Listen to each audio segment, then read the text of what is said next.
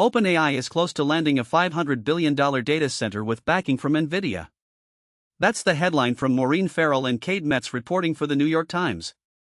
The chip-making giant is in talks to provide a $250 billion financial backstop for the project, which would be among the largest of the AI boom. OpenAI is negotiating to lease the massive facility in southern Ohio, according to 3 people familiar with the project who spoke on condition of anonymity. The U.S. government is helping provide electrical power for the project, and the deal won't be final until Commerce Secretary Howard Lutnick agrees to it. The Japanese conglomerate SoftBank, an OpenAI investor, is leading development of the data center, and government officials are leaning toward OpenAI as the main tenant because Nvidia has added financial muscle to the proposal.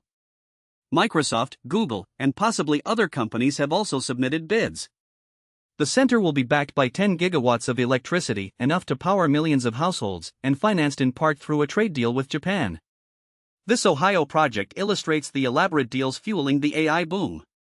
Startups like OpenAI and Anthropic are tapping huge computing power through creative arrangements with chipmakers, cloud companies, and governments. Many deals are circular. A startup receives billions from giant tech companies, then sends those billions back to pay for computing services. Last week Anthropic announced a similar deal with Advanced Micro Devices, where AMD invests $5 billion and Anthropic agrees to buy tens of billions in hardware. OpenAI has made comparable agreements with AMD, Nvidia, and others. Nvidia's backstop would allow OpenAI and its partners to receive more favorable terms on the billions in debt needed to fund the project. Nvidia would cover OpenAI's lease payments and debts if the startup couldn't pay. With a market valuation near $5 trillion, Nvidia is one of few companies with the financial wherewithal to backstop a deal of this size, helping smaller companies raise large amounts at reasonable interest rates.